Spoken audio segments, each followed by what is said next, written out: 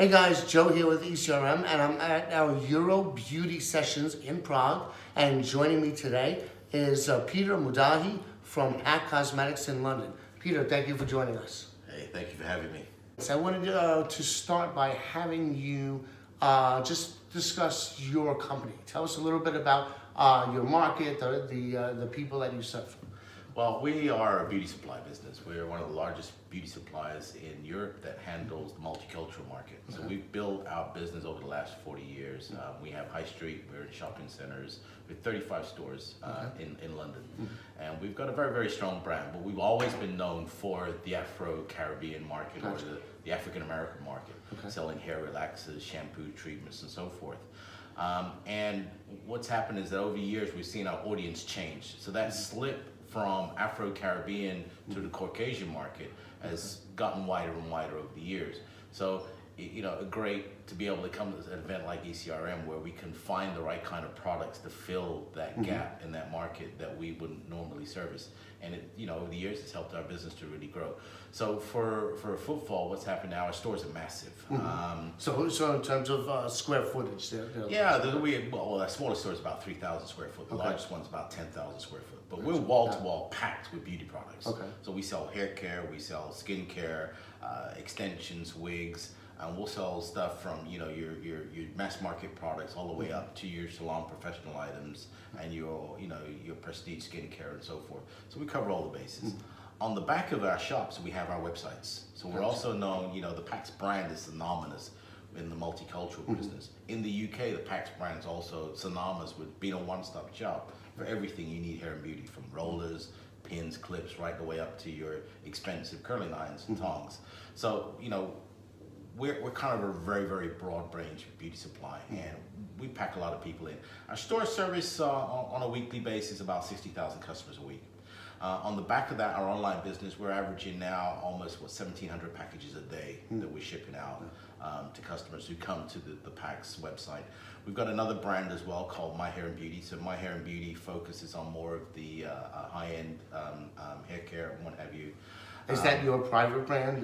No, that's it. It's a retail brand. Yeah, it's a retail brand. So we've got the Pax cosmetic stores, and then you've got the My Hair and Beauty stores. So Pax handles mass market and a little crossover, and My Hair and Beauty handles basically all your higher end hair care. So your Paul Mitchells, your Moroccan oils, more prestige. Yeah. So that way the two don't clash. And then it's a salon environment as well. So very much is there, but we've been very good at getting a wide foot traffic into our stores. So we get a lot of people coming into stores. So on the back of that, we've also been building our online presence. So in our online presence now, what we're looking to do is to expand that, so that we want to do more fulfillment of goods, reach a wider audience. And in order to do that, you need a large variety of goods. You need a large variety of products. And you need innovation. You need products that people want to buy. So for our business, we're a growing business. We've been around for about 40 years, but our growth really started about 15 years ago. And it's year on year, it's just getting stronger and stronger. Now, do you think the online has helped to fuel that growth? I think online really, really complements our business incredibly well. If we didn't have the online presence, I don't think we would really have a business today. But what we've noticed is that people come into our stores, they'll spend an hour and a half, maybe 2 hours, checking out the shelves, checking out the products, and they'll go home and buy online. Wow, So, it complements each other. The stores, in a way, become like showrooms. And then, if you didn't have the stores, the online business wouldn't be as great. We did a pilot program with Google a few years ago, which actually looked at where our online customers are. A lot of them are around our stores. So to that point, are you focusing on the experiential aspect in the stores to help drive some of that customer business? I think a lot of the decision-making process to buy a product still happens in store. In the store, it hasn't shifted yet, in my experience, to an online environment or a digital environment. No doubt, at some point it will, and obviously through videos, that's tending to influence a lot of products. But people still like to touch, feel, get involved, have a relationship with the product that they're buying. And you can only do that in store before you buy it. Otherwise, you have a situation where you ship product to them, they get home, they'll, they don't like it, they want to send it back. Yeah. And there's a lot of risk involved in that from a business point. So right now the trends that you're seeing in there is that people are coming into the store, the behavioral pattern, they're looking, feeling, they're perusing, and then they'll go home and buy.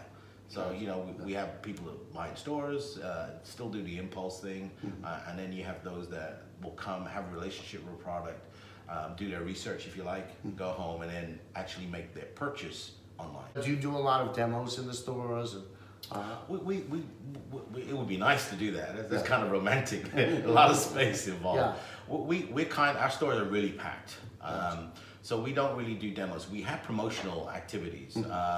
We do a show. We partake in a show once a year called the Afro Hair and Beauty Show in London, where we pack 12,000 people into a massive hall, and then we have brands. We sell space. We have brands that come from all over the US. A lot of the guys here, ECRM, partake in that. So we organize that with somebody, and we get involved in trying to deliver that as much as possible, so that the audience get a good variety of all the products that are on the marketplace. And the show's been going for a very long time. The guys that organize it do a fantastic job. They've also got a magazine as well, so they've got the whole experience for the supplier to get involved with the audience. So when the audience sees it, what they're seeing is the end product of the whole chain. So you've got supply, you've got advertising, you've got marketing, and then we'll leave the B2B side to you guys. It's for us, it's not just about being a retailer or being a beauty supply, it's being part of the industry and helping to shape where it's going and give that consumer the whole experience. So what overall high-level trends are you seeing in the beauty category, specifically in your market? Well, beauty category, in our market, we're cross between hair care and skincare. Yeah. We're having that. The big thing that's leading people right now, obviously, is they're getting very, very conscious about the packaging. So they're looking for recycled packaging, they're looking for new innovations. A lot of them want something, but not quite sure what they want, because how do you put a wet product in something that's not a plastic bottle? Okay, so it's, they're like, I don't want to buy my shampoo in a plastic bottle. Well, what are you going to buy it in? Cardboard. So, glass is expensive and it breaks. So the question is trying to educate the audience as to what it is. So there's plastics, but a different type of plastics. Bamboo, people are looking at bamboo, but it's expensive, and again, it has its elements to it. I've just recently this week seen one of you guys here with some recyclable plastic. So the idea is that it breaks down after a while. So those are kind of innovations, but the consumer has to also understand that some of these innovations cost a little bit more, and the price tags onto the product. So packaging is a big concern at the moment, especially with plastics. The other thing is natural and organic products. Okay, everybody wants to show the word organic around without realizing, there's a membership to that. So understanding naturally derived, understanding what the ingredients are. A lot of our job is not just to look and say to people, look, that's what you want here, but it's to educate so they understand what they really want.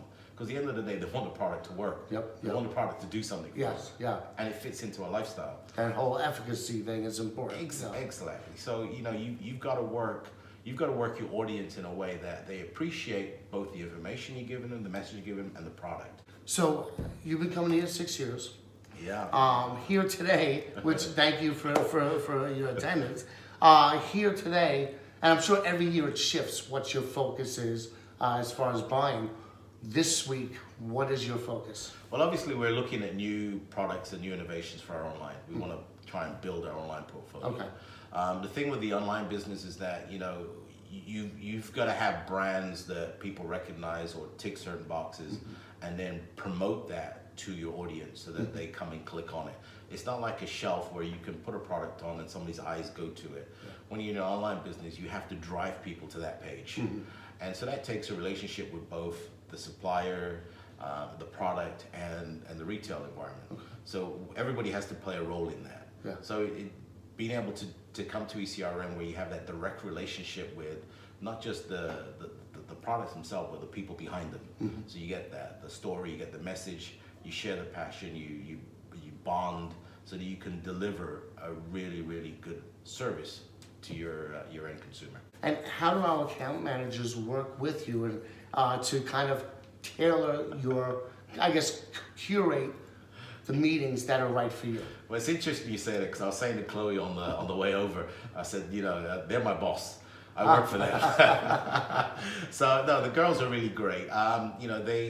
They'll work with me like 2 or 3 months in advance to find out what we're looking for, what categories, what we're not looking for. I'll weed those ones out. They'll send you down a short list of people that you want to see. You get a chance to do research, and they really make life a lot easy. It's really easy because they're like, okay, I'm gonna set you in with this one. Oh, this person's just come on board. I think it'd be good for you to talk to them. We'll set you up, and they give you some feedback. You got plenty of time to plan your day, and then obviously when you're here, and it's it's intense. It's very intense. Yeah. And they're on you. They're on you. So anything that you need while you're here at the session, done, yeah. They'll take regular updates. And I mean, I don't know how you guys do it, but these lovely iPads that you have with everybody's schedule on there. Yep. And I know you've updated the app so that you can put photos on there, business plans on there, presentations. We're constantly updating it. We're constantly looking for feedback. So I'm glad that you're really taking advantage of it. Yeah, no, I really value the service that you guys provide, and my hats off. I've recommended quite a few people to come and take part. With ECRM, and a few of them are here today, so it's really good. Well, we appreciate that. Yeah. And what about product wins? You found some really good product there's some wins. Good. I mean, we were looking at once yesterday was a shampoo bar. Okay. So for those people who don't want to buy plastic, there may be a shampoo bar that reaches them. So there's quite a few. The Urban Veda guys are here with their natural skincare and their relaxation, Ayurveda. Ayurveda. Oh, it's there's a doshi, there's this, so you can relax with their product. Okay. There's one for every karma. Yes. So you're always finding something new every year. Yeah. Okay. It's good. Great. And so what about the networking functions? I know at our sessions we have breakfast. We have lunch, and then we have dinner, and then we usually have one offsite. Joe, that should be like Vegas, man. Yes. You know what happens in Vegas stays in Vegas. But no, you have the networking session. I think for, we had a lovely meal last night with the guys, and you get to see everybody. The good thing about ECRM, the environment that you guys create, everybody's relaxed. Yeah. Okay? And there's none of this, rivalry thing where, you don't want to be seen talking to that person. Everybody bonds. Yeah, whether it's another buyer or supplier. So I get to see competitors, I get to see friends, I get to see people that I'd like to do business with, and then everybody's introducing everybody to everybody. So I think, they're really key to, complement the business meetings throughout the course of the day. Yeah. And that's great. You know what? We're all in the same industry. We all want to move forward. So why not create that kind of environment? So that this way, you can always learn from everybody else, even if they're a competitor. I've heard many times, especially on the supplier side, they're learning as much from other suppliers as they are from the buyers. Well, everybody's sharing. So it's good. Yeah. Well, great. And thank you again for joining us. Thank you. It's been great. All right. And your team. Yeah. All right. All right.